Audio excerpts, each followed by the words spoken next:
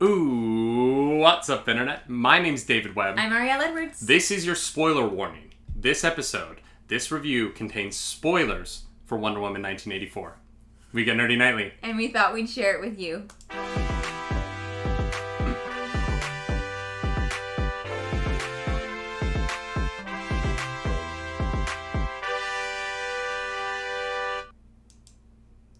Spoiler warning. Second warning. This is your... I don't want to hear nothing from anybody about being spoiled. You don't get a third warning. This is it.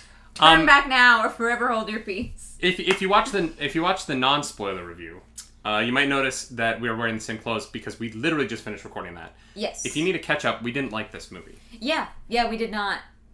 We did not recommend it. Which is, here's the thing. This sucks because we've been talking about this movie for months. I love Wonder Woman. I know. And here's the thing. Even though we both had problems with the first movie, we were still very excited for this one. Yeah. You know, we were looking forward to it. We were disappointed when we thought we wouldn't be able to watch it on Christmas, and then we found out this morning that we could watch it, and it was so exciting. Yeah. And then it was kind of a huge disappointment. Yeah, and it just didn't... It wasn't even fun. And that's what sucks about these movies is that, a lot of people... I get a lot of criticism for liking everything. And sometimes it's valid. I get it. I like things. And I kind of make it my brand to like things. Mm-hmm. And part of that is because I just like them. And that's how I am. And so for me, usually with a superhero movie, even if it isn't amazing, it's still fun. And there's still big, usually movies like this have that second element where even if it doesn't quite work, Godzilla King of Monsters is a great example, right? The human stuff is so dumb in that movie. It is. The PowerPoint presentation in the middle of the movie is awful. But the monster fighting is so well done, right? Yeah. And so the duality of that, I'm like, I like that movie overall, and I can sit down and watch it again because I know that there's this side of it that I love. I didn't enjoy anything in this movie except for the performances. And I thought that the actors performed really admirably, and... Mm-hmm. I don't know. I think maybe we should split up the spoiler review into what we liked and then what we didn't like. And we can start with the positives. I think that is a good place to start. If you watched our other review, we both loved Pedro Pascal's performance in this movie. It was... And in everything else he's ever done. I mean, yes. I have never seen him do a bad job of anything. He is a treasure. Truly. And that being said, his character was definitely the most interesting and had the best writing. Yeah. So it kind of makes sense that he was the biggest highlight of the film for both of us. But I think for both of us, that is definitely our, the best part of the movie was him and his performance. Yeah, I do think he benefits the most from the fact that this isn't an action movie. And his character isn't an action movie character. Mm-hmm. And so he never has to be written into action sequences. Because the action sequences don't really work. And the movie doesn't really seem to care about them all that much. It doesn't seem like a lot of attention to detail is paid to the action sequences or into getting into them logically or getting out of them logically. Yep. They just kind of start and end sort of bizarrely. For example, there's the sequence. You've seen this movie if you're watching this probably, or you just are spoil me. I don't. Spoilers. Yeah, you watched our non-spoiler video and you're like, I'm not gonna watch this. Let me know what happens. There's a sequence in this movie that is that just it doesn't work. Logically, it doesn't work, and it's so convenient that it makes me angry. Diana and Steve break into Maxwell Lord's compound. Mm-hmm. Where they go and ransack his office, despite the fact that his office is full of people and no one sees them break into his office. It's very weird that no one is paying attention to the two strangers that just walk in. Yeah. In the trash, Steve finds a plane ticket or receipt for a plane ticket to Cairo. So they figure out that Maxwell Lord is going to Cairo. Yes. I'm fairly certain Cairo, even in the 1980s, was, if not the largest, one of the largest cities in all of Egypt. So then they break into the Smithsonian to steal a fighter jet from a museum that apparently is fully fueled? Yeah, it's just like ready to go. It's like, fully ready to go. They just hop in and they make an escape. At this point, they fly to Egypt. Mm-hmm. They get into a cab, and they are driving in a cab to Cairo?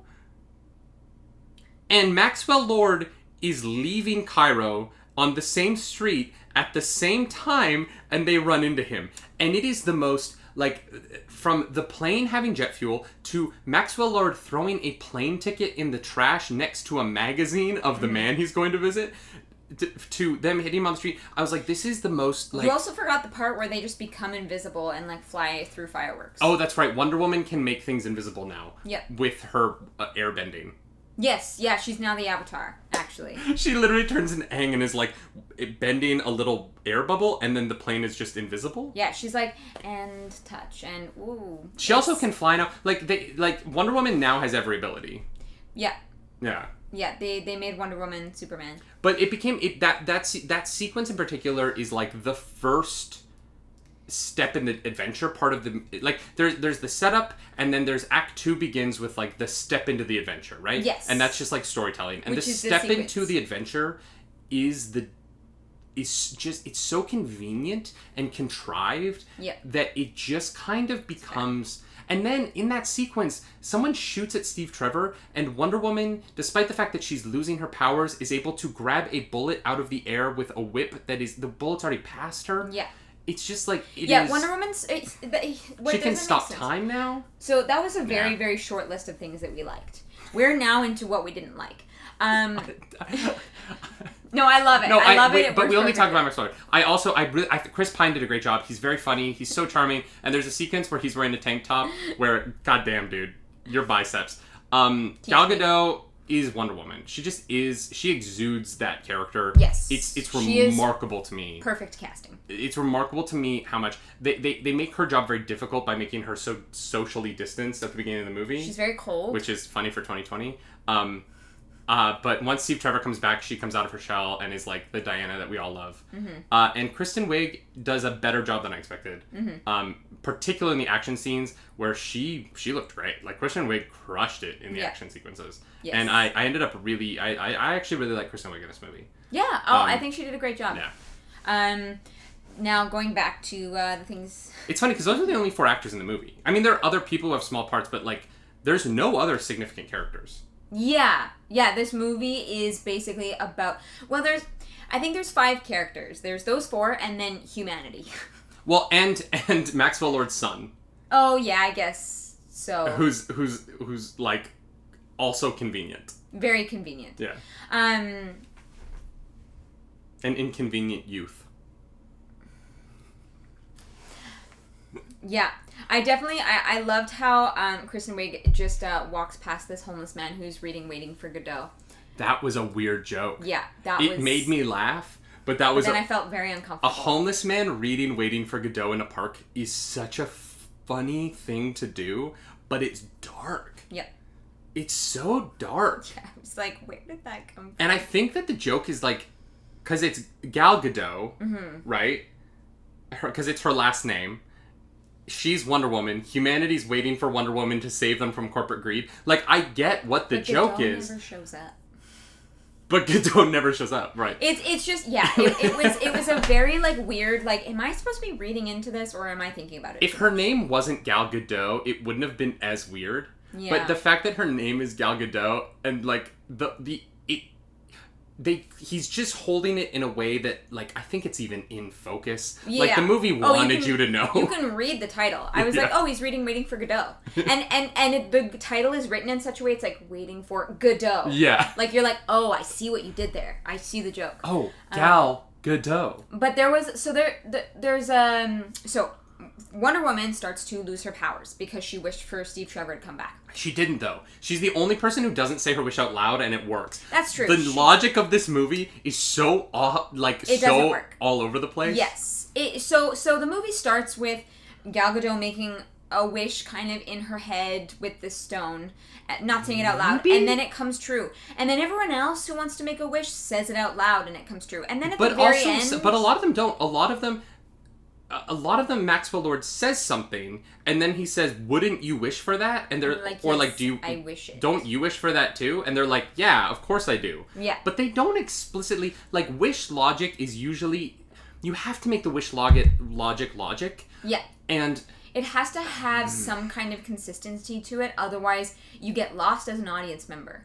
You're like, what is it that makes this thing work? Like, there has to be a set of rules, otherwise we get lost, and it doesn't make sense to us. Because the movie kind of implies that Gal Gadot, in her head, uses the exact language, "I wish that Steve Trevor came back to life in another person's body." So here's my very... Who's unrelated to the plot of this film. Here's my very first big problem. Other than the opening sequence was a little bit weird, and I didn't love it, but I was like, okay, fine. Should we just call this movie Two Nerds Complain About Wonder Woman for too long?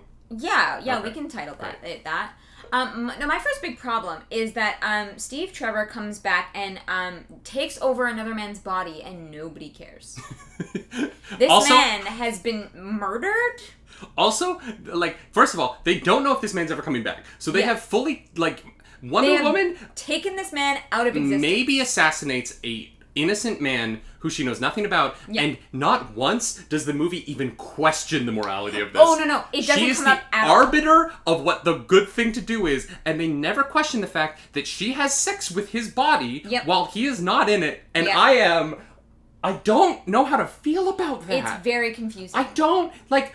That was my first big problem, and it happened bring right away. him back in just make a golem out of clay. Why? For the love of God, did you have him assume another man's body? Here's the thing. And his stuff? Like, they just steal his stuff? Oh yeah, they just use all of his things. He fully assumes this man identity with no problems, also, no questions Wonder asked. Woman has an apartment, but they sleep at this guy's apartment? Yeah, very questionable. Like, what is happening? I don't know in this why. movie? She has a nice place, and he has, like, an okay place. That is the most, like, questionable part of the film, too. Is that they don't ever be like, because Gal Gadot... What are the moral consequences of taking someone out of existence and putting Steve Trevor in this random person's body? And in the conversation of... Because the whole thing is, like, Steve Trevor has to go back to heaven. They imply that he's in heaven. It's a good place, whatever. It doesn't matter. It's the DC universe. He's, for all we know, he's on, like, Apocalypse. The moral implication of whether or not they should give this man his body back is never brought up in the film. Not once. Even in the final moments when Steve Trevor is like, I have to go, not once is he like, also, this guy probably deserves his body back. Yeah. Like, that's the weirdest part. Because here's the thing. There's some weird shit in this movie. But that's the weirdest part. Here's the thing. If that had been the movie... If that had been this movie and more of a focus, I think that's a really interesting story to tell. Mm-hmm. I think this movie would have been better without... as much as I love Kristen Wiig, if you're going to tell this kind of story, don't have Cheetah in it. Yeah. She was so unnecessary, and...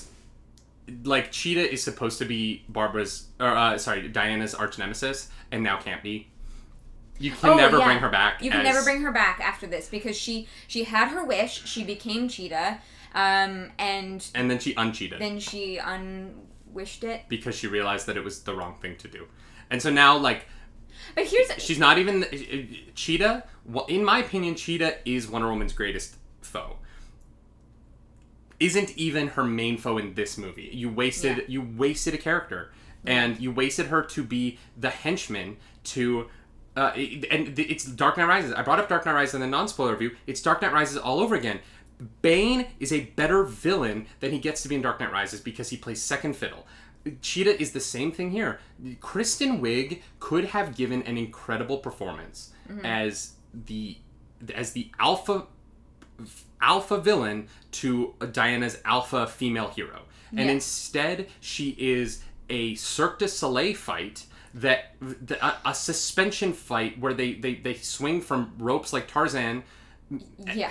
And then she's dumped in the water, And she doesn't even get a line after that. Like, we never... The resolution to her character never happens. Oh, no. She just is not Cheetah anymore and somehow survives being electrocuted by, like, an industry-strength telephone pole wire. Well, she has God strength at that point.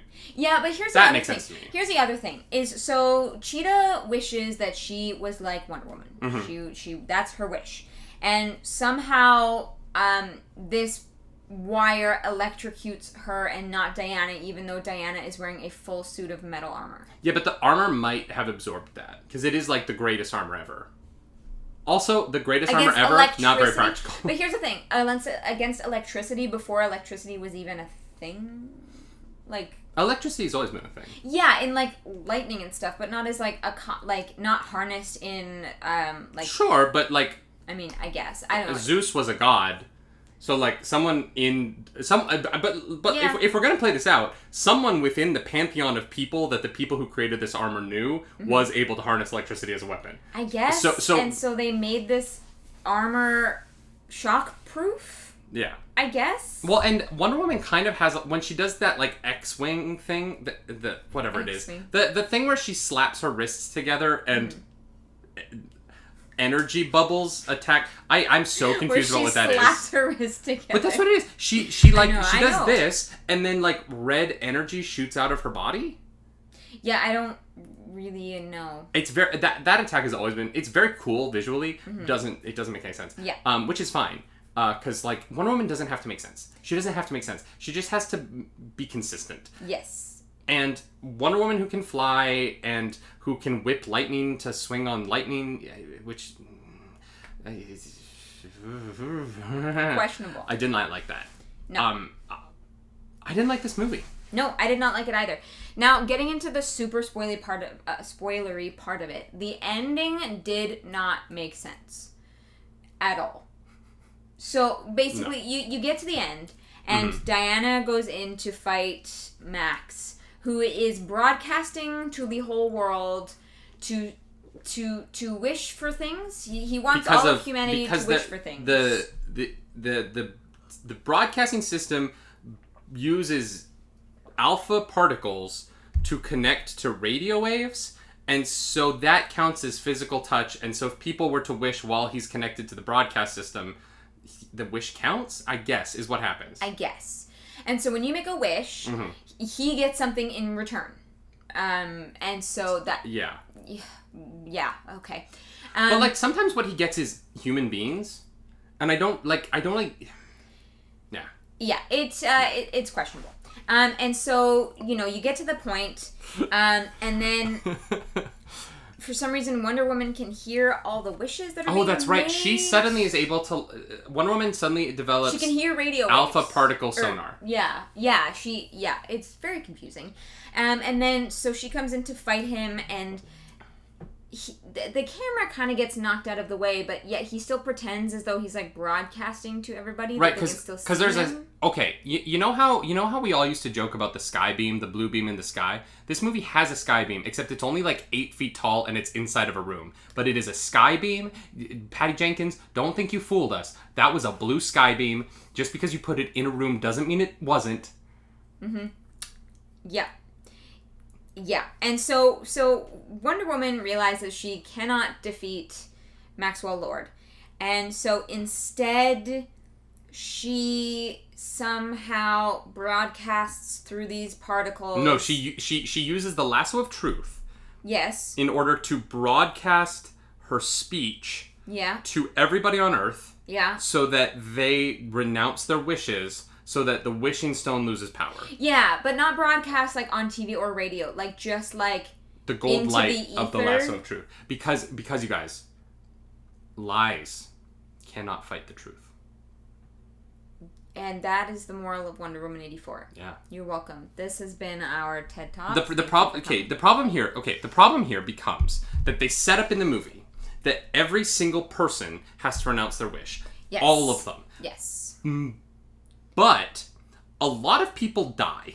Like way too many people die. Literally, one guy is like, I wish you would drop dead, and this woman drops dead. Yeah.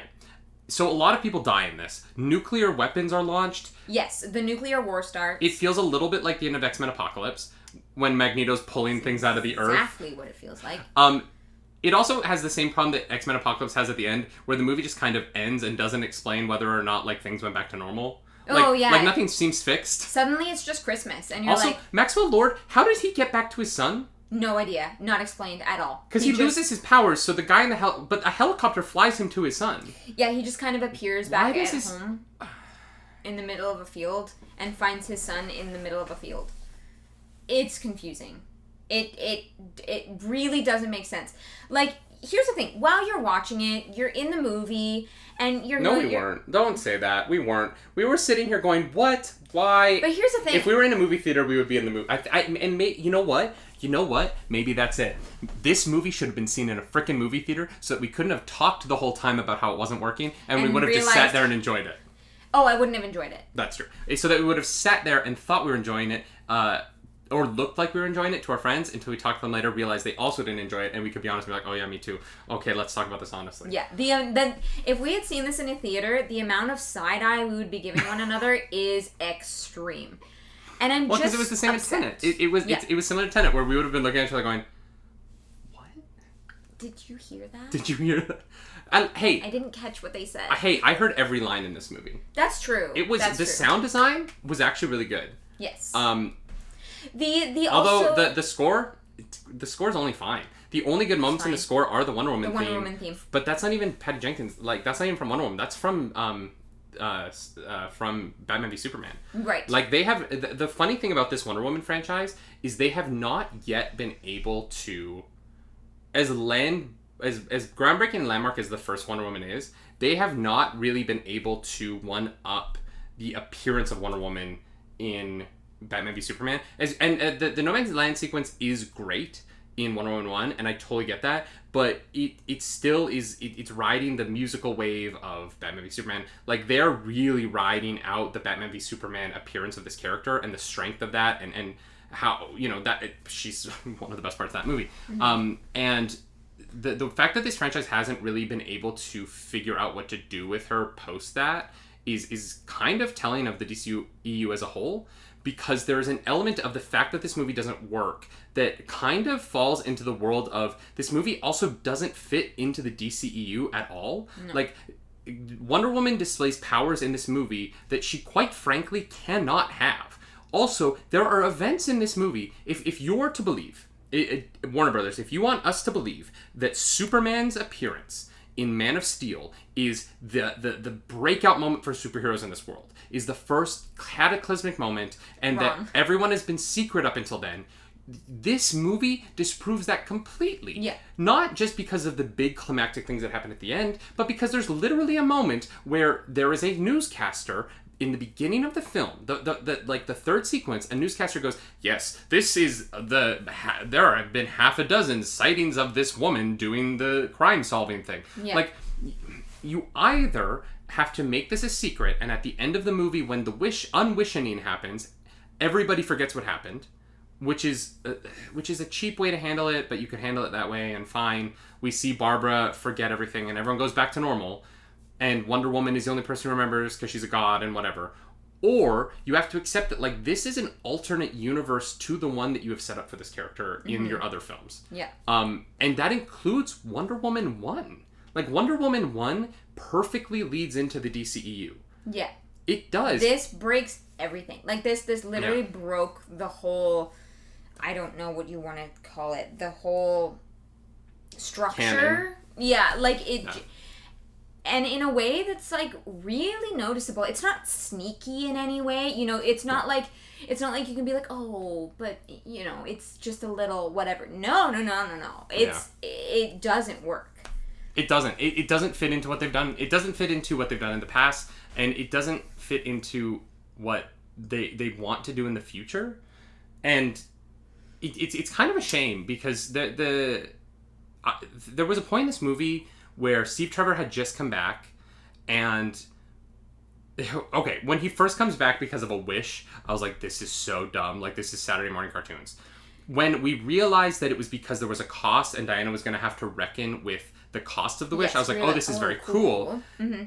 Then when we get to Steve Trevor's final moment, and it is the exact same beat from Wonder Woman 1, and I realized that we were just doing You were like, oh. We're doing Waiting for Godot. Yeah. Do you want to know what's funny? This movie's Waiting for Godot. They are still waiting to figure out what to do with this character, and they haven't gotten there yet. Yeah. And that's what it is. Like, you get to a point in this film where you're like, oh, you don't know what this is. Like, no.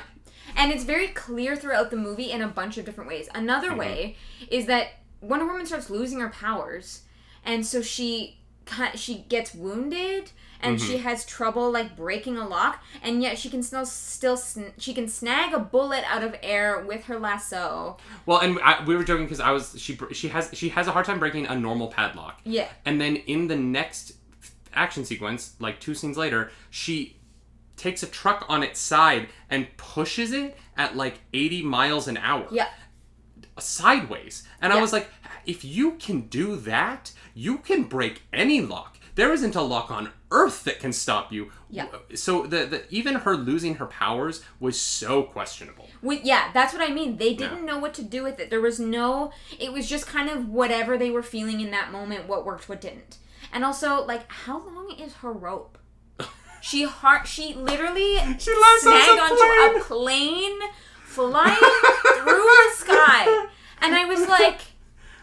Yeah. I have questions, because that seems She snags a wrong. plane. Literally. She lassos a plane. Yeah. Yeah, that's a thing that happens. Yes. That happened in that clip too. Yeah. Remember? And I was like, oh, that looks bad. Yep. And it's bad. It's not that it's bad. It's a cool idea. Mm. No, it isn't. Like, she can throw her whip at a plane. But, like, really think about this. Really think about it. If you threw something at a plane, even if you had the strength to get it there, how fast would it have to be going to go quickly? Yep. And if it was going that fast, it would destroy the plane. Yes. Or if it was going to go at a speed that wouldn't destroy the plane, how fast, how long would it take? Yeah. There are moments when Wonder Woman saved the 2 kids in Cairo. Oh, that's right. She literally grabs them from the air, and like her forearm hits like right above their neck at the top of their shoulder blades, and the force that she is traveling, those kids' necks would have snapped and broken. Yeah, we call that a double Gwen Stacy. Oh my god. Oh my god. I can't believe you went there. What?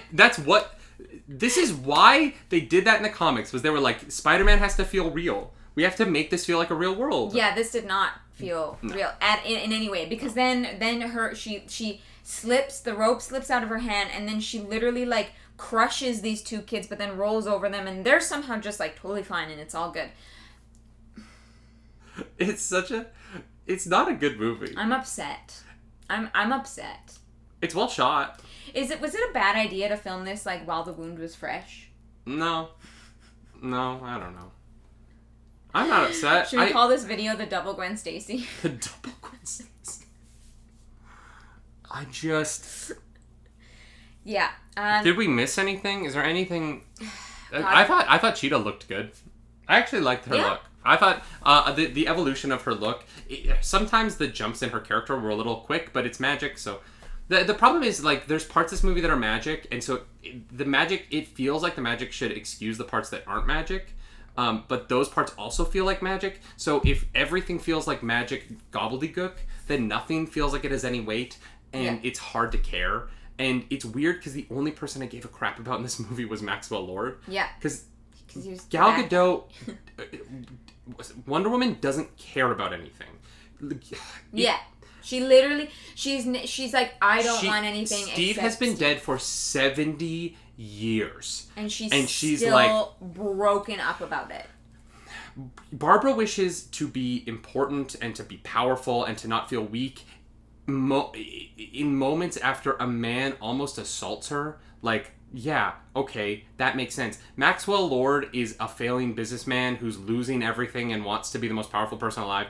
Gal Gadot feels like it isn't worth being alive. I shouldn't say Gal Gadot. Diana Prince feels like it isn't worth being alive if her boyfriend, who died 70 years ago, who would be dead by now because he's a human and she's a god, like, it just is like, it's the most, like, I just want my boyfriend who I had sex with that one time. Yeah. I knew him for like 5 days. That's the problem, is their relationship feels so...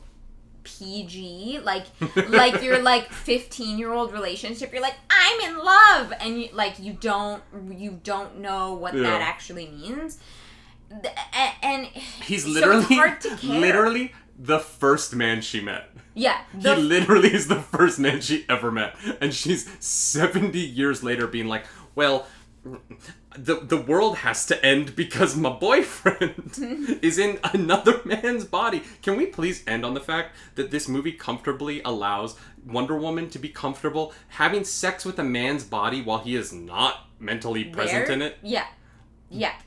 Very questionable. Like the think pieces, like the hot takes about this movie on the internet are going to be so insane because it's going to be one of the few times where I feel like people on the far left and people on the far right both have a problem with the movie for the same reason. Yeah. And it is going to be the moral questionability of the dude whose body Wonder Woman stole so that her boyfriend could come back. And that she could have sex with him. Just make him not in a... Like you could have fixed so much about why I feel uncomfortable watching this film. Because it still would have been good. But at least it would have been, like, bad but not uncomfortable. Yeah. Yeah, like, at least I wouldn't feel so wrong about it. Steve Trevor steals this man's body and then makes fun of his apartment. You stole that apartment, Steve Trevor. Yeah. You are not the good person here. Those clothes are not yours. Like... It's weird. And then Diana runs into him at the very end. And likes that he's in the outfit that she liked. Yeah. Yeah. She's God. like, oh, nice outfit. And it's like, this is really uncomfortable. You had sex with that guy and he has no idea. I could talk about things I don't like in this movie for longer than the movie. Yeah. Yeah. I could talk for 4 hours about why her lassoing lightning doesn't make sense. Yeah. But I think we have to. We have to cut it off. What else is there to say? But is there?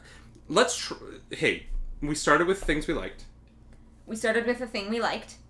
Compliment sandwich. Let's end with something we liked about the movie that we haven't talked about yet. The 80s aesthetic was nice. Oh, the design of the film was perfect. The design was great. Yeah. All the mustaches. I loved them. Oh God, I do give the movie credit where it's due. The 80s. Esque vibe was very fun. That really worked for me. And the color palette I enjoyed. And that's about it. Yeah. I will say a lot of the design elements, sound design was really good. Stuff like that really worked for me. And the set design, the lighting was great. Mm-hmm. I could always see what was happening. Oh, sorry. I know I said we're going to end on a compliment, but I have a real problem with the fact that at the end of the movie, it is daytime everywhere in the world at the same time. At the same time. They are like... Yeah. Like, they flash to, like, Egypt and then the United States, and they're in the same time zone. And it is the middle of the day everywhere. Yeah. It is so bizarre. Yeah. That they didn't think about the fact that there are time zones. Yeah. We have to consider time zones because we work on Twitch. Like, you guys are making the biggest movie in the world. It cannot be day everywhere. Yeah, that's not how it works. It can't. Yeah, but you said you'd end on a compliment, so you gotta find something positive. Dig deep. No, I'm trying to think of something I haven't already said. Because there are things I liked about this movie, and I've said a lot of them. That's true. I liked...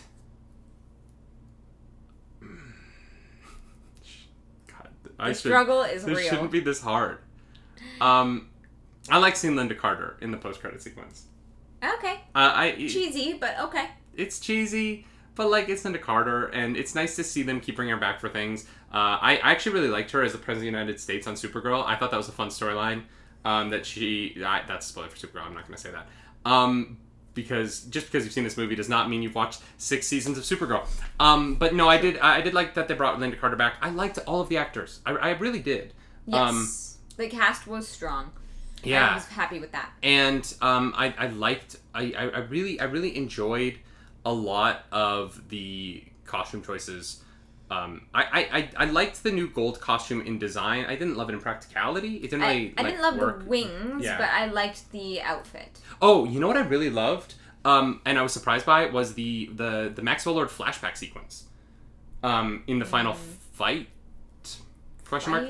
I thought that was handled really well. And it didn't pull back. You see his dad hit his mom, and like they were like, hey, look, like this person became this way because of like some darkness, and because Like this person, they really. And this is why I like Maxwell Lord's character and Pedro Pascal's performance. This was a man who was struggling with the fact that like he had an abusive father, and that has the movie really pointed out that like the things that we have in us from childhood, whether it is Wonder Woman with what happened with her at the beginning, or Maxwell Lord, we carry that stuff our whole lives. Mm-hmm. And I thought that flashback sequence did a really good job of showing the rise and fall of a man very quickly in a few short moments. And I really enjoyed that, actually. Yeah. I think that was well done. Yeah. I just wish it had ended with Pedro Pascal with Maxwell Lord realizing that he was wrong, instead of it just it keeps going past that point too long. Yeah. That should have been the end of that, but it was really successful. Mm-hmm. Yeah. Yeah. I don't think this movie's gonna be, though. I don't recommend seeing it for money. No, I mean, watch it for free. Maybe if you have a spare 2.5 hours. But this has been our thoughts on Wonder Woman 84. It got much better reviews than I understand now. Now that I've seen it, I'm confused. Yeah, I don't understand why people are like, yeah, this was good. Maybe it's just because there's such a lack of new stuff that everyone just wants to enjoy it, but like, it was not good. I don't know. I kind of want to go engage with some of those reviews and try and I might go watch some other people's like spoiler reviews just to see how they felt about the things that I didn't like. Yeah. Yeah. If you like this video, subscribe to the channel, hit the like button, ring that bell for notifications, and thank you for being here. This was a long video. It's 35 minutes of us complaining about Wonder Woman. This will not be the last time we do something like this, because we're nerds, and we get nerdy nightly. We like to share it with you. If you like hearing us talk about stuff like this, we have a morning show that we do Monday through Friday at twitch.tv/nerdynightly. That's at 10 a.m. Eastern every weekday. It's both of us on this couch doing that show right there. I also stream video games at that channel, and you stream video games as well. Yep, I'm over at twitch.tv/ClarusDrakaris. Clarus! You can find both of us all over the internet. Reddit, TikTok, YouTube, obviously, if you're watching us here, Twitch, Facebook, Instagram. Yeah, so... I love that you started with Reddit, and that's the one we're on the least. Yeah. Y'all, we hope to see you around the Nerdy Nightly, and we greatly appreciate you being here. Mm-hmm. But, as we always say, my name's David Webb. I'm Arielle Edwards. Do something nerdy tonight. Bye. Bye-bye.